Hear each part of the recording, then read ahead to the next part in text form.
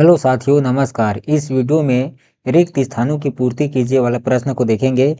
कल के वीडियो में हम लोग सही विकल्प को देखे थे। आज हम लोग प्रश्न 2 देखेंगे। ठीक है, तो देखिए आपका पहला प्रश्न है, द्विघाती बहुपद के अधिकतम खाली स्थान शून्यक होते हैं।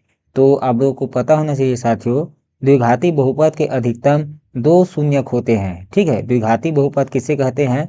इसका जो सूत्र होता है a x square plus b x plus c होता है। तो द्विघाती बहुपद किसको कहते हैं? जिसका अधिकतम घात 2 होती है उसको द्विघाती बहुपद कहते हैं। ठीक है, और इस द्विघाती बहुपद का जो अधिकतम जो शून्यक होता है वो 2 होता है। इसको भी आप लोग याद रखना।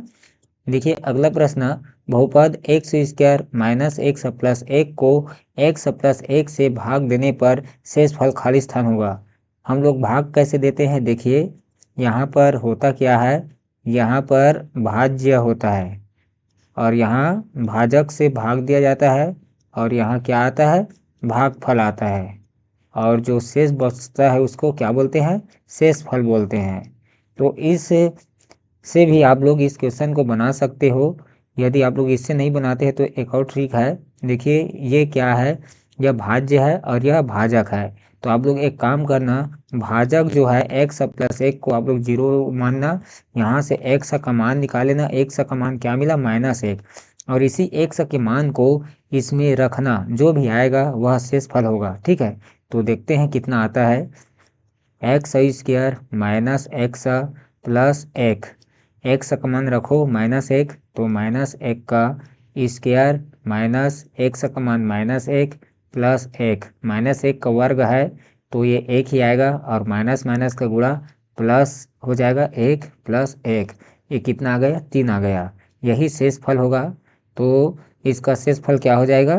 3 हो जाएगा। ठीक है, अगला प्रश्न देखिए, यदि किसी बहुपद एफ एक्स को एक्स माइनस ए से भाग दिया जाए तो शेषफल खाली स्थान होगा। ठीक उसी तरीका से है प्रश्न 2 की तरह। इसमें भी देखो भाजक क्या है? एक्स माइनस ए। यहाँ से एक्स का मान निकाल लो और एक्स के मान को रख दो। आप लोग देखो एक्स माइनस ए बराबर 0 होगा। एक्स माइनस ए बराबर 0, तो एक्स का मान क्या मिलेगा? ए मिलेगा। तो इस एक्स का मान ए को एफ एक्स में रखो तो हमें शेषफल क्या मिलेगा? एफ ए मिलेगा। ठीक है, एक्स की जगह ए रखना है तो शेषफल क्या मिला? एफ है। ठीक है, समझ में आ गया होगा। अगला प्रश्न देखिए क्या कह रहा है, यदि p x equal to 3 x का पावर 4 माइनस एक्स का पावर 3 प्लस 30 एक्स माइनस 1 हो तो पी माइनस 1 का मान खाली स्थान होगा। देखिए यहाँ पर जो बहुपद दिया है पी एक्स इक्वल टू क्या दिया है? 3 एक्स का पावर 4 माइनस एक्स का पावर 3 प्लस 30 एक्स माइनस 1 दिया है। ठीक है, यहाँ पर क्या निकालने के लिए बोल रहा है?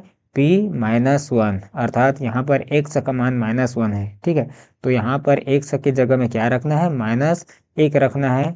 तो रखते हैं माइनस 1 का पावर 4 माइनस x का मान है माइनस 1 का पावर 3 प्लस 30, x का मान है माइनस 1 और ये माइनस 1। ठीक है, इसको हल करने पर क्या होगा? देखो माइनस 1 का पावर जो 4 है वह सम है तो 1 आएगा, 3 गुणा 1 हो जाएगा। और यहाँ पर देखिए माइनस 1 का पावर विषम है तो यहाँ से माइनस 1 आएगा और माइनस 1 के साथ माइनस चिन्ह के साथ गुणा करेगा तो ये प्लस 1 हो जाएगा। ठीक है, ये प्लस और माइनस का गुणा माइनस और 30 एकम 30 हो जाएगा और ये माइनस 1। ठीक है, तो यहाँ देखिए प्लस 1 और माइनस 1 तो कट गया और 3 एकम 3 माइनस 30, तो ये कितना आ जाएगा? माइनस 27 आ जाएगा। अर्थात p माइनस 1 का मान कितना मिला? माइनस 27।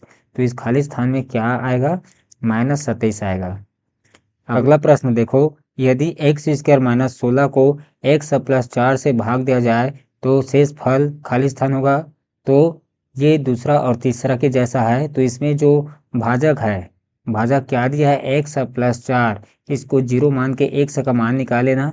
एक्स का मान माइनस 4 मिल गया। अब ये जो भाज्य है उसमें एक्स का मान रखो, एक्स स्क्वायर माइनस 16, तो एक्स का मान माइनस 4 है तो माइनस 4 का स्क्वायर माइनस 16 हो जाएगा। माइनस 4 का वर्ग है तो ये 4 चौक 16 हो जाएगा -16, ठीक है, क्योंकि माइनस का तो प्लस हो जाएगा, ठीक है। तो ये 16 16 कट जाएगा, आ जाएगा 0। तो इसका आंसर शेषफल कितना मिला? 0 मिला, ठीक है। अगला प्रश्न देखिए, x प्लस 3 एवं x प्लस 4 का योगफल खाली स्थान होगा। तो योगफल इसको जोड़ना है। देखिए x प्लस 3 और x प्लस 4 को जोड़ेंगे तो 3 और 4 कितना होता है? 7, प्लस x से जुड़ेगा तो 2x हो जाएगा। तो आंसर कितना आया? 2x plus 7। तो इसका योगफल कितना मिला? 2x प्लस 7 मिला, ठीक है।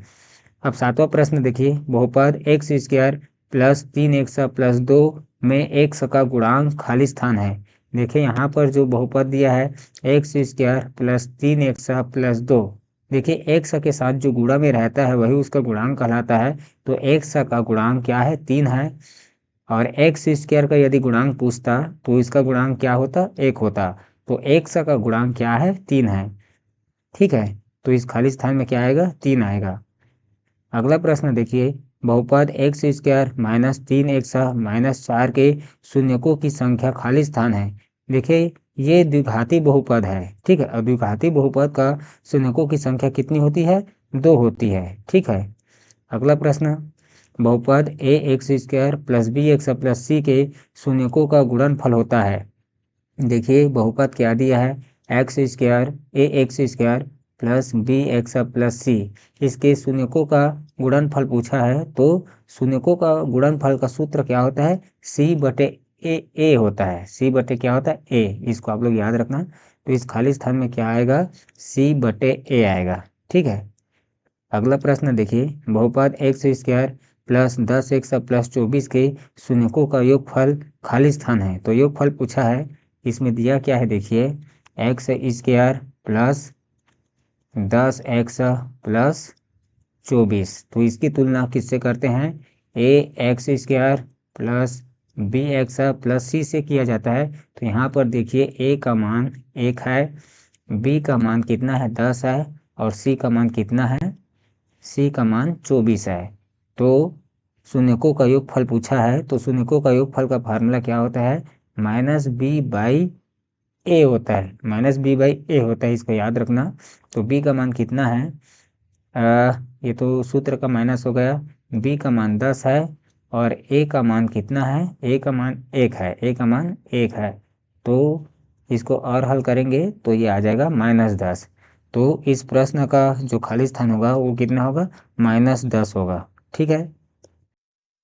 अगला प्रश्न देखिए, बहुपद x square plus x minus 12 के शून्यकों का गुणनफल खाली स्थान है। इसमें शून्यकों का गुणनफल पूछा है। तो बहुपद क्या दिया है? X square plus x minus 12। अब तुलना करना सबको आना चाहिए। A x square plus b x plus c से इसकी तुलना करेंगे तो ए का मान 1 है, और बी का मान भी 1 है, और सी का मान कितना है? -12 है। क्योंकि इसमें पूछा है शून्यकों का गुणनफल, तो शून्यकों का जो गुणनफल होता है वो सी बटे ए होता है, ठीक है। सी बटे ए। तो यहाँ पर सी का मान -12 है, और ए का मान 1 है। इसको और हल करेंगे तो -12, ठीक है। तो प्रश्न 11वां में शून्यकों का गुणनफल कितना आएगा? -12 आएगा, -12, ठीक है। अगला प्रश्न देखिए, 5x प्लस 2 और 3x माइनस 2 का योग खाली स्थान होगा। जोड़ने के लिए बोल रहा है 5x प्लस 2 में किसको जोड़ना है? 3x माइनस 2 को। तो ये प्लस और -2 तो कट गया। 5x में 3x जुड़ेगा तो ये कितने x आएगा? 8x आएगा। तो इस खाली स्थान में आएगा 8x। देखिए छत्तीसगढ़ 2018 में सेट सी में पूछा गया प्रश्न है। देखिए अब अगला प्रश्न है, किसी बहुपद a x square plus b x plus c के शून्यकों का योगफल खाली स्थान होगा। देखिए इसमें जो आंसर दिया है परीक्षा बोर्ड में वो गलत दिया है। परीक्षा बोर्ड में क्या आंसर दिया है देखिए एक बार, एक्स माइनस एक्स का स्क्वायर का गुणांक बटे में दिया है एक्स का गुणांक दिया है, ठीक है, जो कि ये गलत है। तो इसका खाली स्थान में क्या आंसर आएगा? देखिए इसमें बहुपद क्या दिया है? A x square plus b x plus c. देखिए जो आंसर जो होता है शून्यकों का योगफल वो एक्स का गुणांक होता है, माइनस में माइनस एक्स का गुणांक, ठीक है, बटे में होता है एक्स स्क्वायर का गुणांक होता है। इसको आप लोग याद रखना, ठीक है। तो देखिए एक्स का गुणांक क्या है, बी है, ठीक है। तो ये आ जाएगा माइनस बी, और एक्स स्क्वायर का गुणांक क्या है, ए है, तो आ जाएगा बटे में ए। तो याद रखना शून्यकों का यदि योगफल पूछता है तो माइनस बी बटे ए होता है, यदि गुणनफल पूछेगा तो सी बटे ए होता है, ठीक है ना। तो इसको आप लोग बिल्कुल याद रखना साथियों। तो साथियों यह वीडियो आप लोग कैसा लगा प्लीज़ कमेंट बॉक्स में जरूर बताएं। धन्यवाद।